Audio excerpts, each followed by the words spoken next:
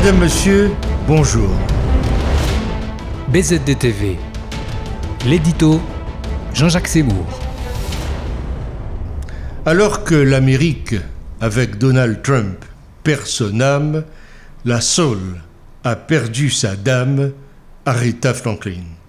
Cette semaine, à Détroit, son cercueil étincelant, porté par des hommes en costume noir et en gants blancs, avait été déposé au milieu d'énormes bouquets de roses dans le musée Charles Wright dédié à l'histoire des Africains américains, devant lequel des fans avaient campé toute la nuit pour rendre hommage à la chanteuse. Avant l'hommage national, en présence des anciens présidents Bill Clinton et Barack Obama qui figuraient parmi les invités. C'était l'une des plus grandes voix américaines, mais aussi une figure emblématique de la communauté noire et pas seulement aux États-Unis. Aretha est fille du gospel du Golden Age, moment de grâce suprême de la musique noire américaine, véritable moment spirituel du mouvement des droits civiques resté globalement inconnu en France. C'est en s'inspirant de ce courant musical que le poète sénégalais Léopold Sédar Senghor forgea son fameux « Les nègres sont à l'émotion, ce que les Grecs sont à la raison », ce qui est la base même du concept de la négritude. Pendant l'apartheid, beaucoup de musiciens noirs ont fui l'Afrique du Sud pour se réfugier aux États-Unis.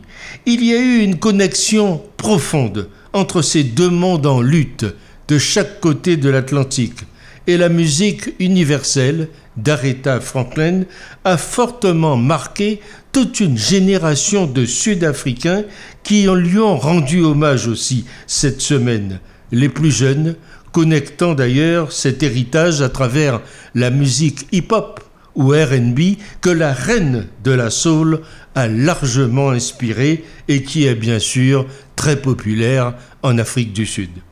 Toute une vie donc consacrée à la musique et à la chanson, depuis l'enfance jusqu'au dernier souffle pour cette dame qui a connu, vécu et grandi dans l'inhumaine et humiliante ségrégation raciale aux États-Unis, un pays longtemps dominé par les Blancs, mais comme d'autres artistes noirs, survivants ou décédés, sa carrière en a été marquée toute sa vie. Elle n'en a que plus de mérite. Respect Aretha, c'est ce que je crois.